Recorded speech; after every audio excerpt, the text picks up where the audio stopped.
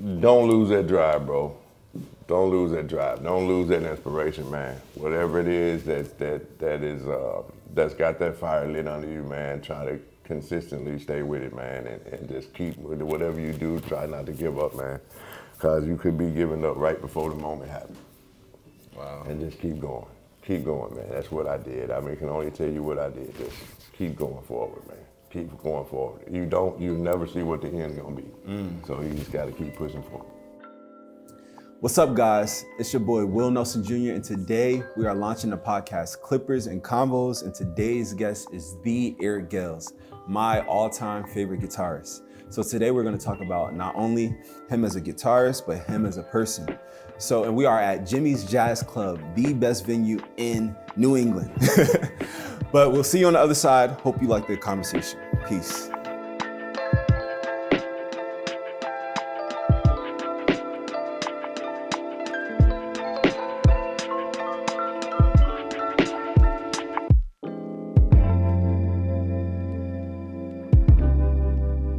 Oh, man. What's going on? What's up, man? Looking forward to this. Absolutely. So y'all, if y'all don't know, today we are here with the Eric Gales. And just to tell y'all a little bit, well, how you doing? I'm doing great, man. Tour's going good, man. This is, I would say, this is show number 3 of a 6-day run we got going on. After this, we got 2 more shows and we're done till like end of February. Oh, okay. January, we going in recording a new record. Take a little time off, man, get ready for 2025. I got a lot of exciting things coming up in 2025 and just ready for it to come on in, you know what I mean? So that's it, man. That's Absolutely. It. Taking it easy, show by show, song by song, note by note. That's it. Absolutely. That's it. So y'all know a little bit. This is my personal Michael Jordan. This is like this is y'all don't know how crazy this moment is. This is my Kobe Bryant. Like this is the Mount Rushmore of insane, man. Of my guitar heroes. Too much, man. And it's the truth. My dad will tell you. Wow. And thank you, man. My pleasure. I'm beyond blessed that this even happened, My pleasure, man. It really is. So I just appreciate you for even just being available. Absolutely, man. As I was explaining to you prior to, I get offers for a lot of interviews, and I have to say this has to be a first of interview that I've gotten chopped by, some fans, different places and this and that, but first time that I've, got the offer to, have it done while being interviewed, and I was like, man, that might be pretty cool, man. and that is like, I would say 99%, 100% of what made me say, let's do it, because you get kind of jaded by, a lot of the same questions being asked and, the normal routine and this and that. Not that, all of it's necessary because somebody's hearing an interview that you did for the first time. So, every question is worth answering, but, it's cool when there's different innovative ways that it's brought about, such as what we're doing right now, to, bring aforementioned to, not only just, I like it because it's not just an interview, but it's also showcasing your skills too. So, in an offset that's pretty dope, man. I'm excited about it. So I like what's going on here. I like it. I like it. I appreciate it. So who keeps you fresh while you're on tour? Like who does your hair? Generally, I just roll the dice, man. I roll the dice and pop up at a spot where I walk in, I observe, and if everybody in there ain't looking all jacked up, then, I know I'm in a cool spot, you know what I mean? You can go in and kind of case the spot and tell that, you can tell who can cut, who can't cut. Who know what they doing, you know what I mean? And, if, need be, I just go, and sometimes I just rough it out, you know what I mean? And try to just, keep my face, kind of tight it up, you know what I mean, with the razor and stuff like that. Generally I'll wear a hat or whatever, but you always want to be crisp as possible. Yeah. But Yeah, that's pretty much it, man. I'll go somewhere in the local town and find somewhere that's, they chopping and take my and roll the dice, like I say. I heard that your wife LaDonna told me that you drive, and then I saw another interview. That they were saying that it was the Sweetwater interview, and the guy was like, "Oh yeah, you got to see his parking skills. He pulling." So I didn't know that you drive. Yeah, man, kind of inherited. Drive your I inherited that from my dad, man. My dad was an on-the-road truck driver, man, and he drove over 1 million miles before he passed away, man. And I never really took driving lessons or nothing like that, and especially hauling a trailer and stuff like that. But it just naturally came to me to I got pretty good skills. I ain't gonna lie to you, man. I'm can whip it in there in a heartbeat, and I truly think that that's accredited to my dad, man. And watching him and. I keep a picture of him right in the dashboard, man. He passed away in 2020. Wow. And my mom, she died like 22 years ago. Wow. And so I believe that they are genuinely with me every show, every note. Anytime that I get maybe discouraged or something like that, I think about them, and it just gives me the strength to keep on pushing on. But yeah, that's odd that you mentioned that. But yeah, I would say definitely my pops, man. My pops was a heavy influence on that. It's crazy. Sure. My dad right there, he's a truck driver. Wow. Them 18-wheelers. And then actually he came up from Jersey today. Oh wow. And he saw y'all. Because he's like, man, I saw some black people in a van. He's like, that might be them. It was around Connecticut or something. And I was like, that might have been. And then we pulled in the lot. He's like, yeah, it was sure enough that van over there. Yep, sure was, man. Yeah, because I'm traveling with 2 of them. So yep. Wow, that's crazy. It's so crazy. You saw us on the freeway. That's crazy, man. That's crazy. Yeah. Dang. So y'all didn't come together. No, I live in Boston after going to Berkeley years ago. I never left. Just stayed in the music scene. But I'm from Jersey. Okay. And actually, growing up, I went to the same church as Robert Randolph. Okay. Marcus. So I grew up watching them when I was a kid. When they left the church and stuff. I got you. Okay. So that's my heritage. Them some of my best friends right there. So, Marcus and he told me oh, you should hit him. You should hit him up when you go to the show. They're my people, bro. They're my people, man. That's crazy. Yeah, they're my people, man. That's all right. Yeah, that's crazy. So when I heard you play for the first time, it resonated with me so much because it just resonated with the music I grew up. I got you. Playing that sound that. Yeah, I mean, interesting enough. I mean, I grew up in the church too, so I mean, there's a deep relativeness from the gospel and growing up in the church and a lot of that. I mean, there's a heavy influence of that. I mean, among a lot of other styles and stuff like that, but the church, I would say, is one of the heaviest ingredients in the gumbo. The gumbo, absolutely, exactly. It's a big part of the recipe that's in that. Of course, there's other blues, rock, funk, hip hop, R&B, all that, and classical and everything else. But gospel is a hefty sized teaspoon of it in there. It's odd that you mentioned Robert and Marcus and the Slide Brothers and all them, all them cats, and where Robert and them got it from. The Slide Brothers, Campbell Brothers, and all them cats, man. And they so ate up with it, it's ridiculous, man. It's just ridiculous. It's ridiculous. But me and Robert get together, it gets pretty wild sometimes. Yeah. It get pretty wild. I'm sure. Yeah, pretty wild. So what part of Jersey? You south? North. Okay. So close to the town I'm from is called Roselle, New Jersey. Okay. So the church we went to was in Orange. Okay, Orange. So North Jersey. Okay. Yeah. All right.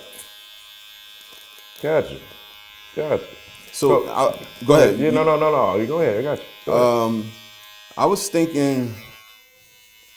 I was like, man, what's some things would I ask my Mount Rushmore, because I'm a musician myself. So, okay. but with saying that, I have some hotel residency gigs where I play, solo, live looping stuff, and I do that twice a week, right? Nice. And then so every Wednesday, every Friday, and then I've been doing those. I had those gigs for probably 2 to 3 years now. Beautiful. And I just wondered from your perspective, like playing every night, and you've been playing longer than I've been alive, how do you manage to stay fresh with, I'm playing, so the people at the guests at the hotel, they never heard me to play before, so I have to keep that in mind, like, oh, if I play the same, my same stuff, it's cool, right? But keeping it for cool for yourself, how do you manage to do that? Man, that's a good question, man. For me, every time I play, there's not really a thought process in it for me. I try to do everything I can to get myself out of the way. So what I'm saying when I say that is, I really don't think about what it is that I'm doing. So it's that in itself keeps it fresh to me, because everything that I'm doing is completely, short of the format of something or the progression that may be going on, anything that's in between it, or improvisational, which is 95% of what I do is completely improvisational. Even in the show, it's we may be doing the same songs, but it's not done the same way. It's done different every night. So I don't know, man. I mean, it's hard to answer, man. I just, approach every night like I'm just playing it for the first time. And I guess more or less that helps keep it fresh for me. Yeah. I don't approach it like, oh, here we go again, playing it again. It's something different that comes out every single night of playing even the same song. Even the same song, I approach it like, again, you mentioned something about the fact of, there's a different audience here. Yeah, we're playing the same song, but I'm playing it as if, I've never played it for them before. So that in itself keeps it fresh for me, you know what I mean? And whatever comes out, that's what comes out. Yeah.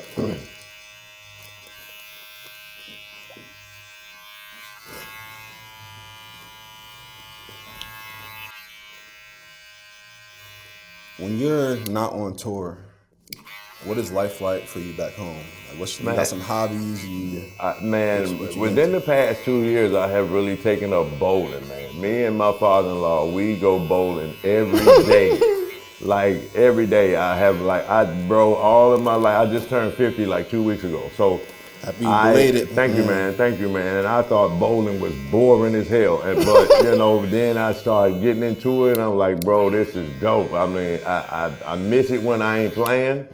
And me and my father-in-law get together, man. We just be me and him, man. We be going at it, man. We have us a good old time. Other than that, man, it's pretty normal life for me, man. I'm at home. I got a lot of TV shows I like to watch. What you like to watch? Man, it's a variation of a lot of things, man. I like Law and Order. I like Chicago PD. I like Zatima. I like Sisters. I like The Oval. It's like shows that me and my wife will sit down and we get caught up in them, man. What's that new Tulsa King, the Sylvester Stallone picture, Mayor of Kingstown. We always on the search for the next dope series that's on, and then we'll wind up, binge watching on that, man, and pretty normal, man. Pretty, I'm around the house, man, and maybe get out occasionally or do something, but other than that. Me and my wife got a couple of old school cars. We'll go and hop in them and whip the town in them a little bit and, do a little bit of that, and not too much, man, not too much, man, really. How about you? Me, I gotta find some hobbies. I'm busy. I got you. Between playing, gigging, wedding gigs, church. Nice. I like cooking. I used to play basketball, but my dad told me I gotta be careful with that because I can't. My fingers. I love hooping too now. Yeah, I love hooping too now. Yeah. You're right. You gotta be. Yeah. You gotta be careful with that, cause you can jam something, and I got a few fingers that's jammed now. But I don't think you could tell it if I didn't tell you, but. That's why you hit them chords. Yeah, I done jammed a couple of fingers a few times, man, and Yeah, yeah. Until you jam a finger, bro, you really don't know what hurt is until you done jammed a finger or two. And man, and this was years ago when I did that, and it still hurt. It still hurt, bro. It still hurt. And it's not just one finger, it was a couple of them that I done jammed. But anyway, I mean, but you know, you get into basketball, man, it's kind of hard not to do it, man. Yeah, Even though you've been told about jamming a finger or tearing Achilles, or bro, you want to hoop, man. You just want to hoop. Yeah, you know what I mean? play, So it just is what it is. Yeah. What was you, power forward or guard? Or I was tall early. Like I grew really early, so I grew up. They had me as a big man. I was like, power forward or 5. And then everybody in the high school caught up to me later, so I was basically a big. I didn't play in college. Well, number one, I wanted to do music, but also because I would have been a point guard in college. I got you. I wasn't tall enough to. I got you. Yeah. Yeah. I see. Can you cook? Man, not really, bro. I mean, I let my wife do, I really never had to, man. So I ain't even have to, that's a part of life that I really didn't have to, really do too much of, man. I was fortunate in that area. I mean, I'm shit out of luck if I ever wind up alone, but I've been fortunate in that area. I've been, I got a couple things that can get me by, you know what I mean, but not really nothing to really brag about, man. Nothing. How long have y'all been together? It's going on 13 years now. Wow. Going on 13 years. Yeah, we met in 2012, and 2012, is it longer than that? Am I wrong? This 2024? 2012 to 2022. Is that 10 years? Is that 10 years? You said 20. And it's 24. 12, yep. So that's 12 years, yeah. That's 12 years, going on 13 years. Yeah. Going on 13 years. Yeah. And how'd you meet? She came to, she was at a show that I played in her town, and I just saw her and, shot my shot. Wow. And, went from there, man. We met, and 2 months later, we got married. And you didn't know she was musical at the beginning? When you met her? Did not at all. I mean, we got to talking and found out that she had been raised in the church and, and was a choir director and come from, a church family and all that sort of stuff. I found that out after the fact. Oh, wow. So, that kind of gelled and, the rest is history, as they say. Mm-hmm. So in your busy life, we always got to find time for somebody special. Yeah. I'm sure you got something that got a spark in your eye somewhere or something. Got a girl. Okay, nice. But she in Boston? Yeah, she is. She is. Yeah. Nice. She a musician too. Oh, really? Yeah. See in what aspect? So she sings, and she can sing her behind off, and she really teaches at Berkeley. Really? So she's killing it. She's really good. She teaches at Berkeley. Yeah. And speaking of, do you got to know Tomo? Oh yeah. I don't know him personally. Oh yeah. I haven't met him personally. But I know him. Yeah. He was hard to get to when I was there. When I was at school. Gotcha. Yeah, man. Wow. Yeah, man, I ain't gonna lie and say that I didn't want to go there, but by the time my career came, bro, it was off to the races, man. I mean, I got my first record deal at 15 years old. Wow. So, all that, Berkeley and all that sort of stuff, I mean, I shot right past all that, you know what I mean? And went right to what you go to Berkeley for, you know what I mean? So exactly. I did want to, believe it or not, and I ain't gonna say it was Berkeley, but it was like prior to me getting my record deal, there was a school of music that I, tried to, be affiliated with or whatever, and I'll never forget, I was told one of the most heartbreaking things I ever got told in my life, and that was, to come back when I learned how to play the right way. What? Bro, broke my heart, bro. Broke my heart, man, and I never tried ever again. Never tried again. And I was like, man, that's the type of stuff that I'm talking about, like Southpaw Serenade songs like that, man. I'm like, man, like, just think of what they did to, a 13, 14-year-old kid, you know what I mean? Just like, hey, why you not playing the right way? In my opinion, there's no right way to play. That's the way you learn whatever how to play, that works for you, you know what I mean, man? They were like, come back when you learn how to play the right way. I mean, I still get emotional about it, man. This thing, I'm like, yo, man, like, dude, come on, man. And then when I tell that story at shows, all they say is, but look at you now. Well, what do they got to say about you now? When you got a whole world trying to figure out how you doing what you doing. So anyway, I'm gonna come off of that one. No, I love that. I love that. Yeah. Because I went there. Yeah, I went man. there, and curriculum is cool, but nobody's out there doing what you're doing. Man. Nobody. I try, man. I try, bro. Nobody. Try to, stay me and, keep it who I am and, that's all I can do. That's all I can do. Now, you've heard a lot of guitar players. I have.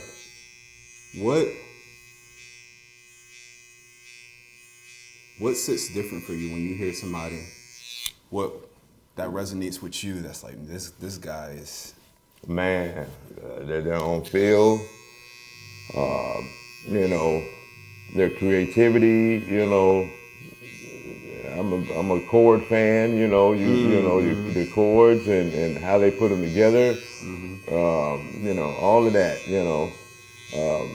Just as a player, but then you talk about the material, the songs are what matter too. So, the song choice and selection and writing and all that sort of stuff, there's some cats out there that's killing, man. I think the hands of the guitar is in I think it's in good hands. You got Kingfish and you got, a lot of other cats that I could name out there that's killing, man. And it's a lot of unknowns out there that, that if they were given the right platform and opportunity, then, they would be, just as big as a lot of them out there, but it's just all in who you know when it comes to the notoriety, you know what I mean? And just having that opportunity to be able to, get the shine on like everybody, like others such as Kingfish and Gary Clark and myself and Robert Randolph and but it's it's a world, it's a sea of unknowns out there that if they were given the chance, it would shock the world, man. It would definitely shock the world for sure, for sure. But yeah, I look at everything, man. I look at their style. I mean, within a couple of notes or a couple of chords, I can tell who they're influenced by. I can tell who they've been listening to. I mean, it's too many players out there to not be able to, say that, man, well, if you say you ain't listening to nobody, you gotta be lying because it's too many that come before you that I know that you've been listening to, whether it's Spanky, Jubu, Isaiah Sharkey, or I mean, it's cats out there, man, that you've been listening to. Ain't no way that you ain't.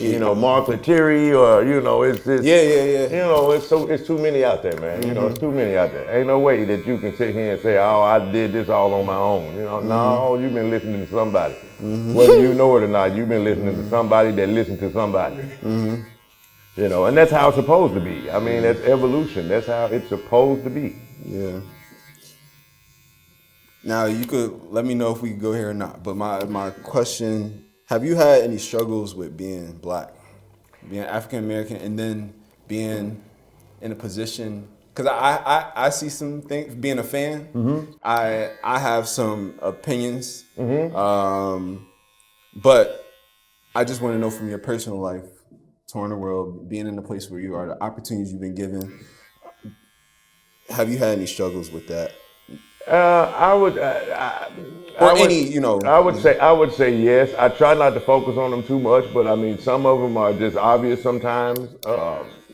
Some of them due to my own wreckage that I caused. I mean, but then at a certain point, I mean, I elevated and I rose from the wreckage that I caused for myself, and like now there's like, what excuse can you use you know, for certain things to not be, you know, how is this certain person this much more Right. than what I am, or given this opportunity much more than, and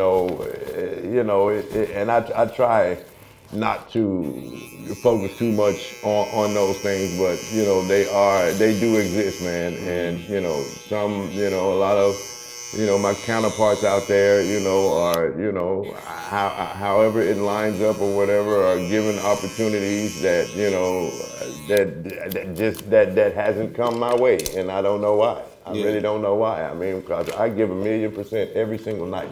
I give everything that I possibly can. I play my heart out. I give everything that I can. I just don't understand it. I just don't. So, you know, maybe one of these days, I mean, hey, it'll catch on. I mean, gave gave a real big, you know, put the world on notice that here I am. You know, here I am, That's right. and you know, and I ain't going nowhere. And this next one I'm about to work on, gonna do the same thing.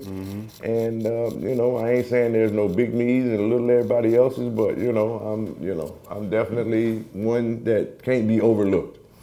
So with that being said, you know, I guess to answer your question, you know, yeah, I have and I do. Some of them I don't always be vocal about, you know, some, you know, maybe affect me in a silent way. And I don't verbalize it. And sometimes I sit back and say, damn, like, what's happening, man? Like, what is the problem? I mean, like, what is it, you know? So, you know, and I'd be lying if I said it didn't get discouraging sometimes, you know. It can. I mean, it can make you say, damn, why am I, you know, but the love of doing and playing wasn't for the world anyway. I mean, it was for,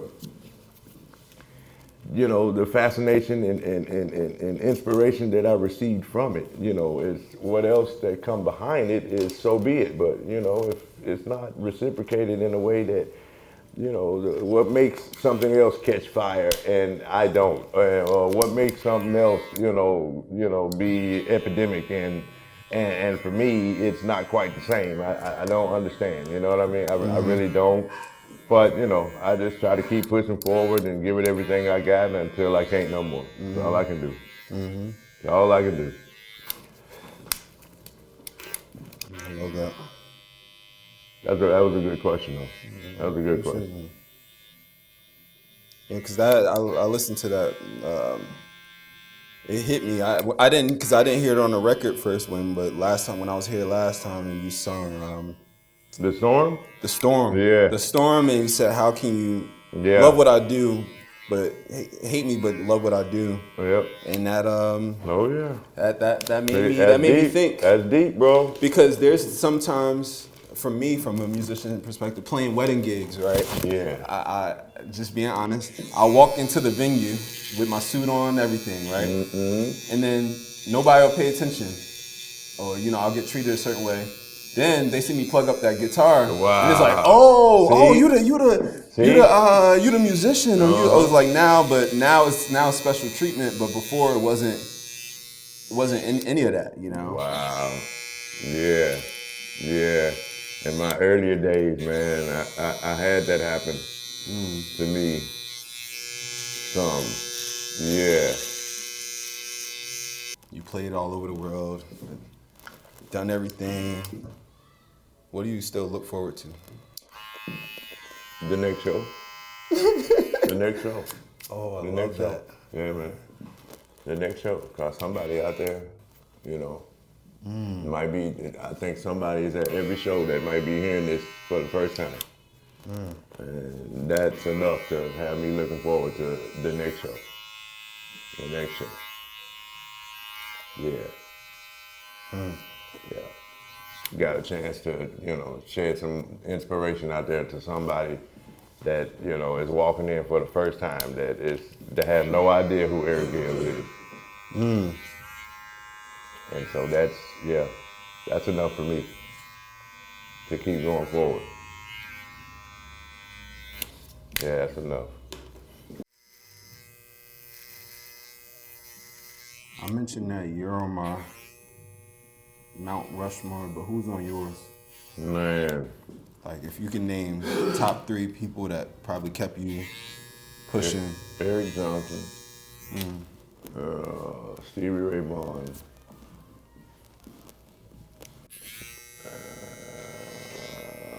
man, just all depend on the day, man. It could be Albert King, it could be Jeff Beck, it could be Wes Montgomery, it could be Hendrix, it could be, John Lee Hooker, it could be Muddy Waters, it could be, Robert Randolph, it could be Derek Trucks, it could be, Gary Clark. I mean, it just depends on the day, man. It's hard to give to wind that down, real hard.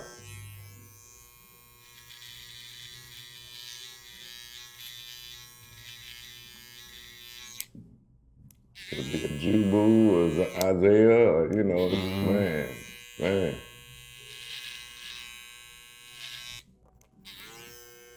What about outside of music? Is there anybody you looked up to in life that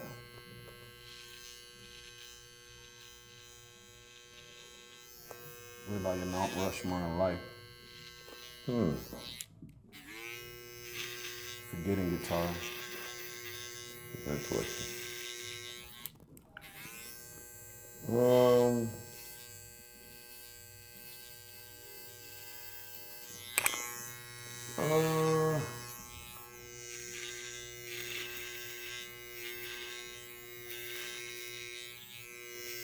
don't know why I'm drawn to, basketball players, but I feel this way about Steph Curry.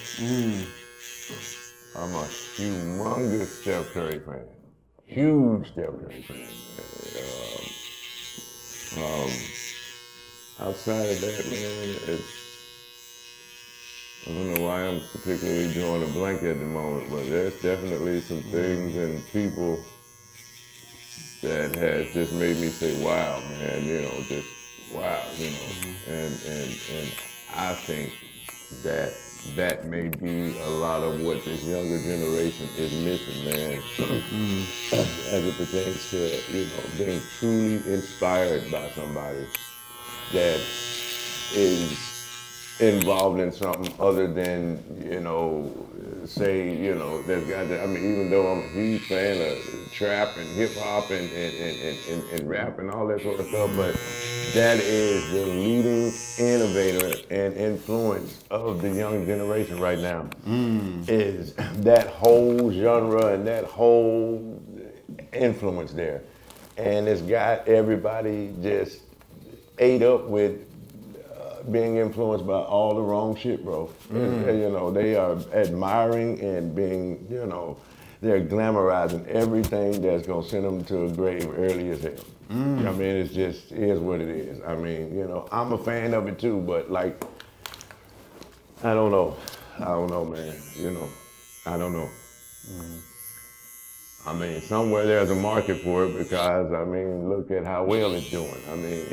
It's doing well. For some, I don't know why that crime and dirt, as you call it, dirt, grime, ratchetness, everything else is very appealing. It's appealing, man. You got your sexy reds and your gorillas and everything else. And I'm a fan of all of it. I'm right here, I'm right there with them.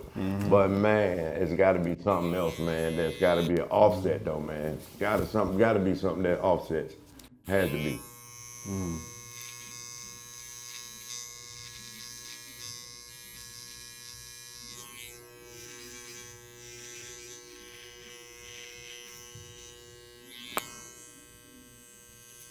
Do you shave?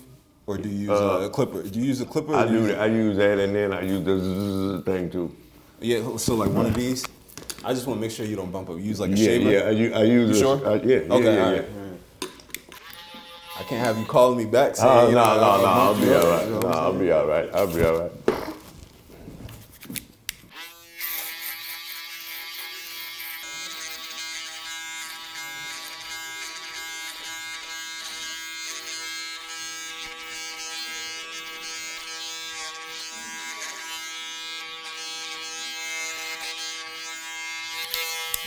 All right, man. I think I got you right. Man. I'm gonna show you real quick before we. Let's see. Dang. Wow. Bruh. I got you, man. I'm not Man, you in there. Wow. not playing around. Yeah, no, you ain't kidding, bro. You all right. We need to do an interview again next week. Yeah, it's all right here, brother. Wow, you got me in there looking like, bruh. Yes, sir. Got me old athlete haircut.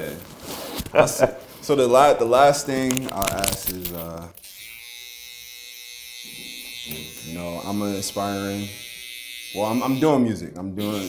What would you say to the younger you and me? What would you leave me with when it comes to I want to be on stages just like you, performing, playing? Wow. What would you say? Man, don't lose that drive, bro. Don't lose that drive. Don't lose that inspiration, man. Whatever it is that's got that fire lit under you, man, try to consistently stay with it, man, and just keep with it. Whatever you do, try not to give up, man, because you could be giving up right before the moment happens. Wow. And just keep going. Keep going, man. That's what I did. I mean, I can only tell you what I did. Just keep going forward, man. Keep going forward. You never see what the end's gonna be. So you just gotta keep pushing forward. My man.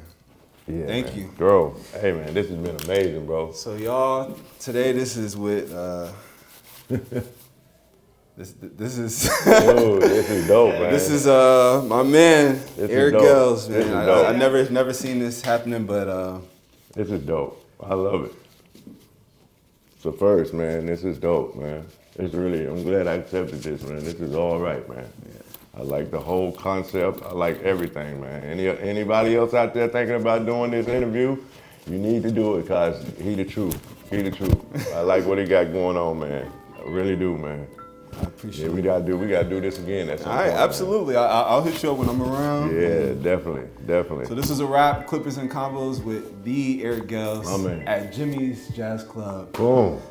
in Portsmouth, New Hampshire. See you guys next time. Yes, sir. All right.